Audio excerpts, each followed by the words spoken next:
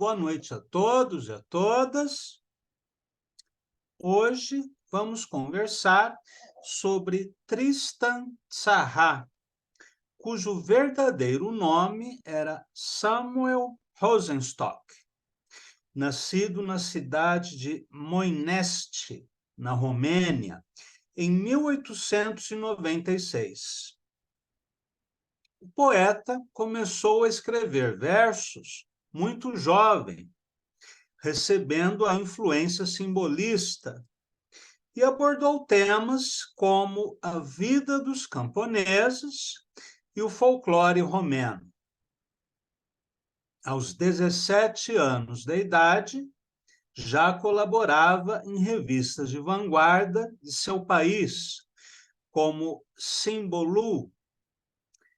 O jovem imigrou para a França para concluir os estudos, passando a residir em Paris, e adotou o nome artístico de Tristan Tzará, cujo significado literal, aliás, é triste terra, em alusão ao tratamento cruel dado aos judeus em seu país natal, assim como em quase toda a Europa Oriental, muito tempo antes do nazismo, sobretudo na Polônia, na Hungria, na Romênia e na Rússia czarista, onde eram comuns os pogroms. Em 1915, Tristan Tzará emigrou para Zurique para estudar ciências humanas e filosofia e passou a frequentar o Cabaré Voltaire, onde aconteciam exposições, conferências e recitais de poesia.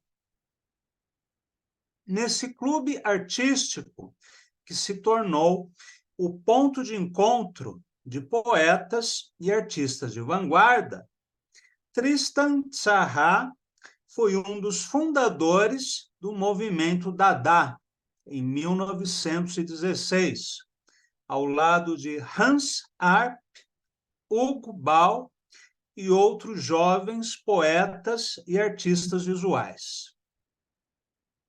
Em 1918, ano do término da Primeira Guerra Mundial, é publicado o primeiro manifesto Dada, que declarava o seu repúdio à civilização burguesa, aos seus valores morais, religiosos e padrões estéticos. A decadência do velho mundo, para os dadaístas, foi a principal causa dos horrores da Primeira Guerra Mundial, que inaugurou o uso de armas químicas, como as bombas de gases venenosos, os bombardeios aéreos e outras formas de destruição nunca vistas. A atitude dadaísta, porém, era nihilista.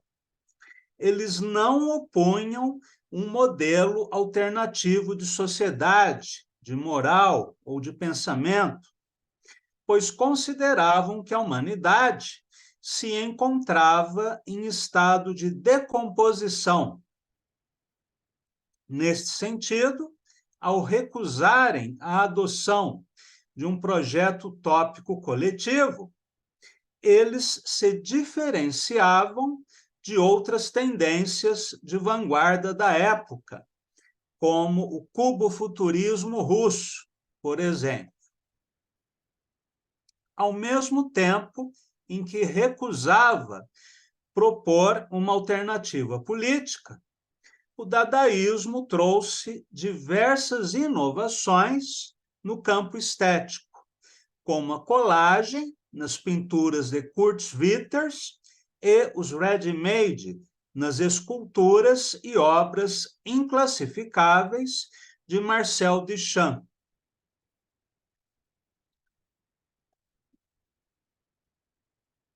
O próprio Tristan Tzará adotou uma concepção radical de poesia, que para ele não necessitava da escrita e poderia ser reproduzida em outros suportes além do livro. No Manifesto do Senhor Antiprina, Tzahá escreve, abre aspas, Dada é a vida sem pantufas e paralelas, que é por e contra a unidade, e decididamente contra o futuro. Sabemos de ciência certa que o nosso cérebro vai transformar-se em almofada confortável, que o nosso antidogmatismo é tão exclusivo como funcionário, que não somos livres e gritamos liberdade. Estrita necessidade sem disciplina e moral, e cuspimos na humanidade. Dada permanece no quadro europeu das fraquezas, mas assim como assim é merda, para enfeitarmos o jardim zoológico da arte com todas as bandeiras consulares. Somos diretores de circo e assobiamos por entre os ventos das feiras anuais, no meio dos claustros, dos bordéis, dos teatros, das realidades, dos sentimentos, dos restaurantes. Oi, ho, ho, bang, bang. Declaramos que o automóvel é um sentimento que nos acalentou com a lentidão das suas abstrações, tal qual como os barcos a vapor, os ruídos e as ideias. No entanto, exteriorizamos a ligeireza, procuramos o ser central e alegramo-nos quando o ocultamos. Não queremos contar as janelas maravilhosas da elite, pois Dada não está para ninguém, e queremos que toda a gente compreenda isso. Aí é a varanda de Dada, garanto-lhes. Dela podem ouvir-se as marchas militares. Dela se podem descer, rasgando o ar como um serafim, e ir mijar num urinol público e compreender a parábola. Dada não é nem loucura, nem sabedoria, nem ironia. Olhe bem para mim, honesto burguês. A arte era uma brincadeira. As crianças juntavam as palavras e punham campainhas no fim, e depois choravam e gritavam a estrofe, e calçavam-lhes os botins das bonecas, e a estrofe tornava-se rainha para morrer um pouco, e a rainha tornava-se baleia, e as crianças corriam até ficarem ofegantes. Depois vieram os grandes embaixadores do sentimento, que gritaram historicamente em coro: psicologia, psicologia, ri, ri, ciências, ciência, ciência, vive la France. Não somos ingênuos, somos sucessivos, somos exclusivos, não somos simples e sabemos muito bem discutir a inteligência. Mas nós, Dada, não somos da mesma opinião, pois a arte não é séria, garanto-vos. E se, ao exibir o crime, dizemos doutamente ventilador, é para vos sermos agradáveis, caros auditores. amo-vos tanto, garanto-vos e adoro-vos. Fecha aspas, fim da citação. Em 1919, com a partida de Hugo Ball, da capital suíça, Tristan Tzarrah assume a liderança do movimento dadaísta e manifestou o seu repúdio à ordem social vigente em obras como A Primeira Aventura Celeste do Senhor Antiprine, de 1916, 25 poemas, de 1918, Coração de Gás, de 1921, A Antecabeça, de 1923, entre outras obras.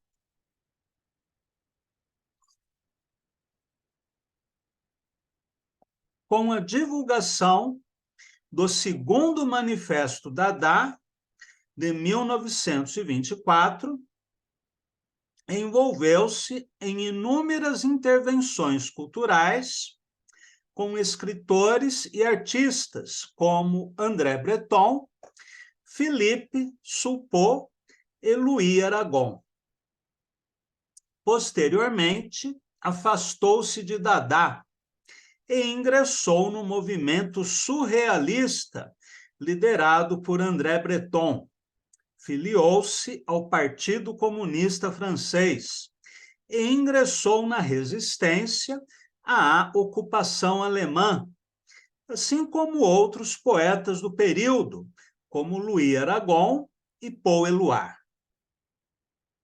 Sua poesia é uma das mais originais da poesia francesa da primeira metade do século XX, pela força expressiva das imagens, associação de termos incompatíveis dentro do pensamento lógico, decomposição da sintaxe, humor cáustico e corrosivo, adoção de ritmos caóticos e ruptura com o discurso poético convencional.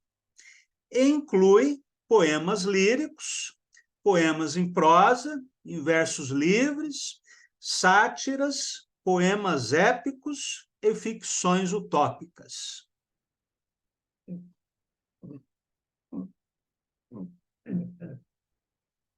Grande parte de seus textos poéticos tem uma inclinação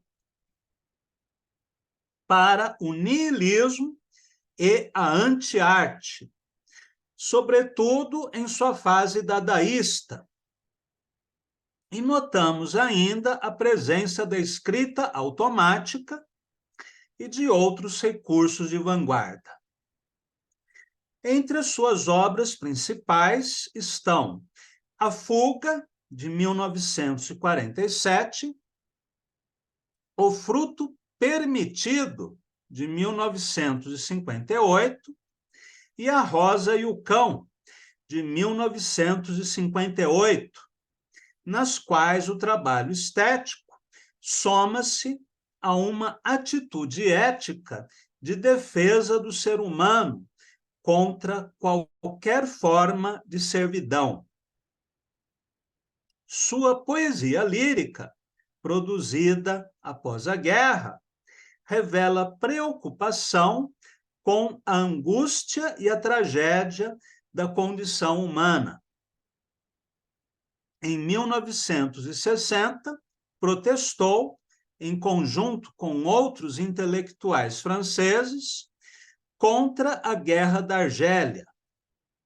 No ano seguinte, recebeu o Prêmio Internacional de Poesia Etna Taormina e faleceu precocemente em Paris em 1963, aos 47 anos de idade.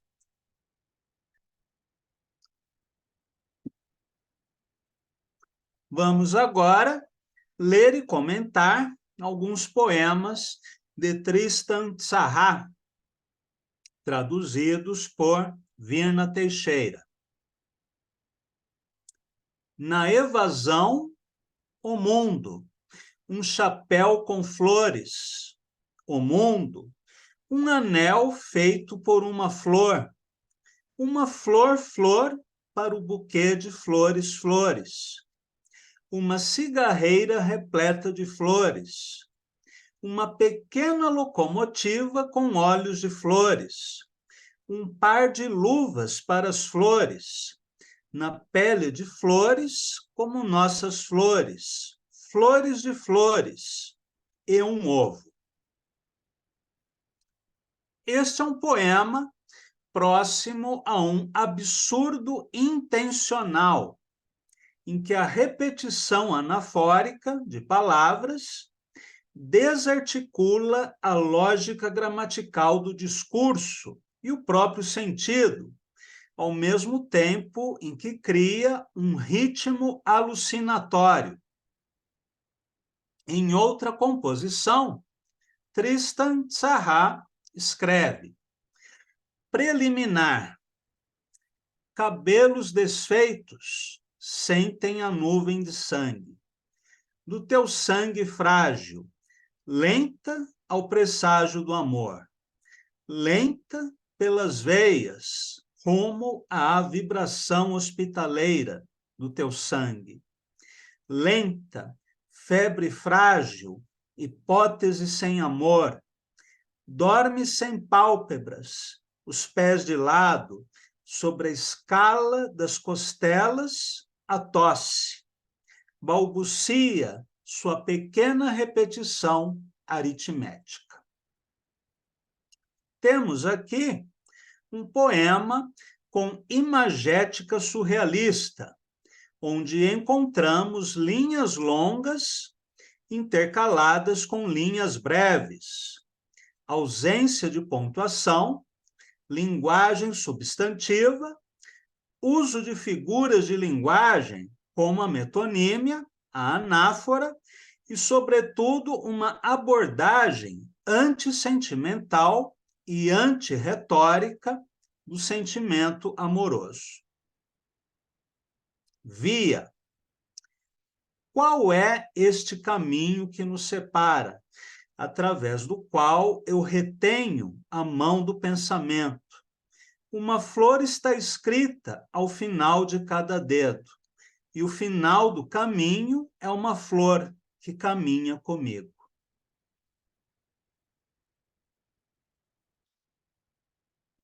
Um poema aparentemente simples e muito belo.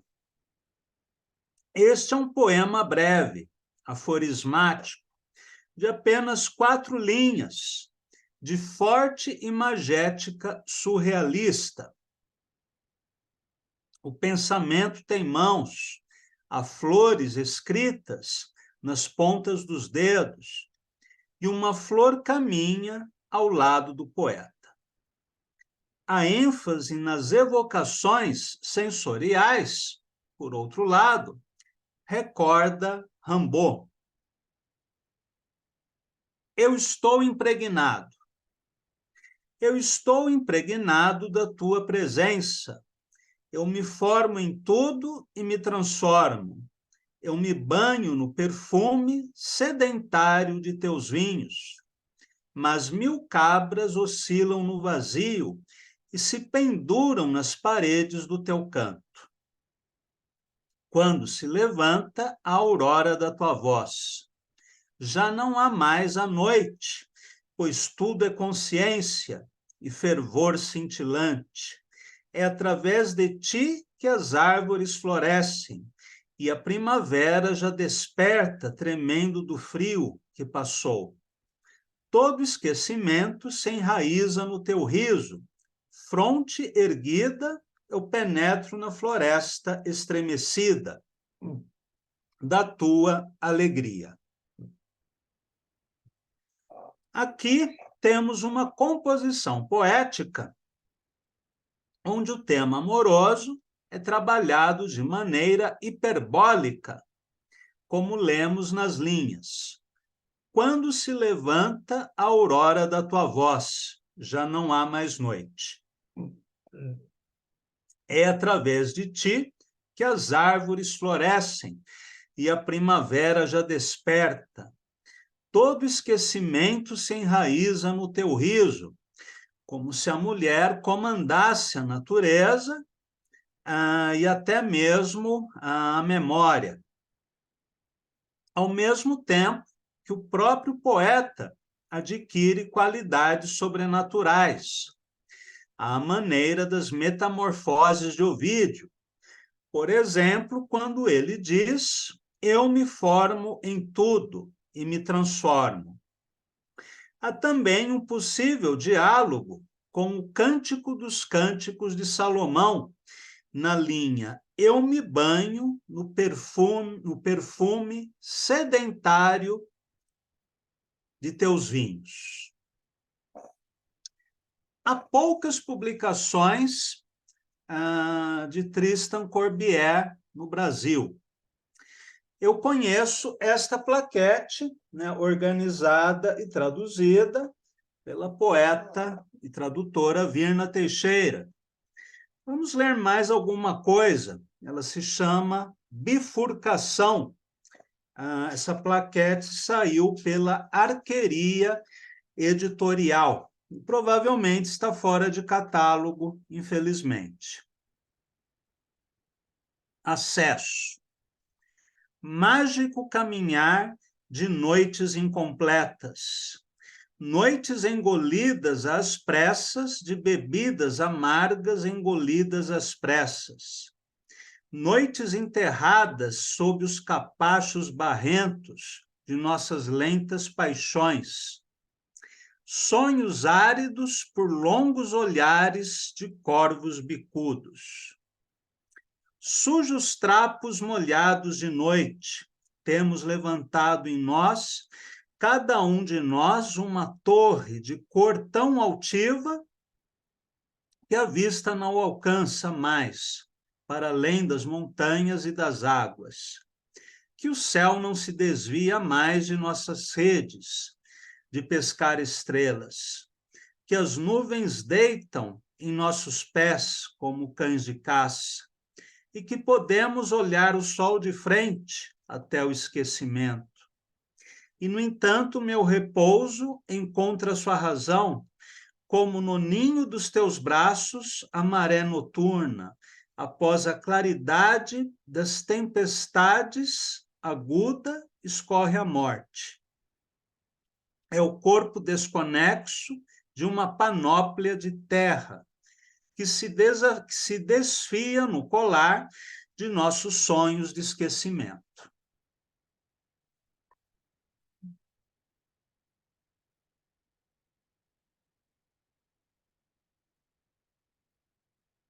As janelas se abriam. As janelas se abriam sobre uma erva de sonho, confundidas entre os cursos da água. No calor dos tijolos selvagens, encharcavam no vinho os espessos triunfos de poentes partidos. Em breve a dor já não estará viva e o último luar ceifará a sua inquietação. E a dura amizade que uma mola esticada ligava à sua sombra, eu era apenas sua sombra. Bifurcação. Não quero deixar-te, meu sorriso está atado ao seu corpo. E o beijo da alga a pedra, no íntimo da minha idade, carrega um menino alegre e ruidoso. Só tu sabes fazê-lo sair de sua concha, como um caracol de fala delicada. Há entre a erva mãos frescas de flores que se inclinam para mim, mãos delicadas a apenas tua voz, como tua mão é delicada, como é impalpável a noite, como o repouso. E para finalizarmos a aula de hoje, vamos ler mais um poema de Tristan Tzarrá, desta vez na tradução de Sérgio Maciel. o gigante paisagem leproso branco. O grupo de sal de aves sobre o tumor, constelação de rebatidas em seus pulmões, estrelas do mar e erros balanço, micróbios cristalizar, balanços, músculos, palma, olá, sem cigarro, tsan, tsan, tsa, ganga, bousduk, zduk, nfunfa, mba, nfunfa, macroiotes, perífera, beijo, barco, cirurgião, barco, cicatriz, limpo e úmido, preguiça de luzes brilhantes, barcos, nifoura, nifoura, nifoura, e empurra as velas no boxer, orelhas e gangafá, helicon na varanda do hotel, voalon, chamas, baobá, chamas desenvolver na formação, esponjas. As chamas são esponjas, bob, bo e bateis, as escalas sobem como sangue bobê, as samambaias nas estepes de lã, meu acaso nas cascatas, as chamas esponjas de vidro, os palhaços feridos palhaços. Os palhaços tombam, Wankanka, Ha, Bzoduk, As Brabuleta, as tesoura, as tesoura, as tesoura e as sombras, as tesoura e as nuvens, as tesoura, os navios. O termômetro contempla o ultra-rubro bambambá. Berta, minha educação, meu rabo é frio e monocromático. Mufuá, luá, lá. Os cogumelos laranja e a família de sons, da além do estibordo à origem, o triângulo e a árvore dos viajantes à origem. Meus miolos se vão, verso a hipérbole, o caulim formiga em sua caixa craniana. Dali, bouli, oboque e tombo, seu ventre é um grosso caixa, aqui intervém o tambor maior e o chocalho, pois há zigue-zagues sobre sua alma, e bastantes... Aqui o leitor começa a gritar, ele começa a gritar, pois em seu grito tem as flautas que se multiplicam, os corais. O leitor quer morrer, talvez, ou dançar e começar a gritar. Ele é um refino idiota, porco. Ele não compreende meus versos e grita. Ele é caolho. Há zigue-zagues sobre sua alma e bastantes... base, base, base.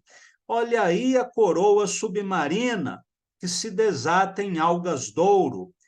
Ozondrak, temor, nifunda, nibabá, nifounda, tatá, nibababá. Muito bem.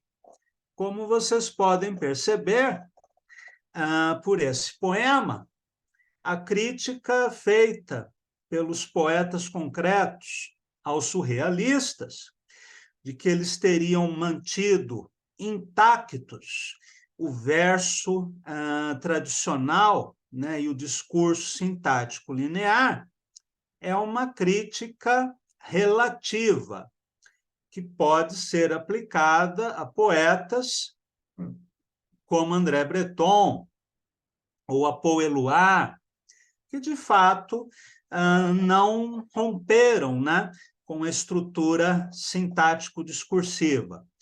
Porém, em outros poetas, como Tristan de Sarrat, Robert Desnos, e alguns outros, nós temos, sim, uma ruptura, né, com a sintaxe, com o discurso, com a lógica e com o verso.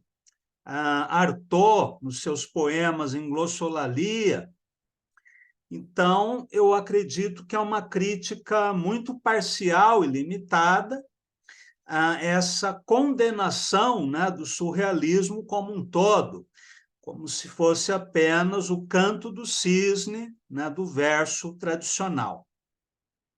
Há muita coisa interessante, tanto na poesia dadaísta quanto na poesia surrealista, que ainda precisa ser descoberta, divulgada e lida no Brasil, né? Apesar do trabalho homérico, né, de Cláudio Willer, em suas diversas traduções, né, muito notáveis, ainda faltam muitas coisas em nosso mercado editorial. Por exemplo, uma boa antologia poética de Tristan Tzarrá. De Desnos saiu uma coletânea.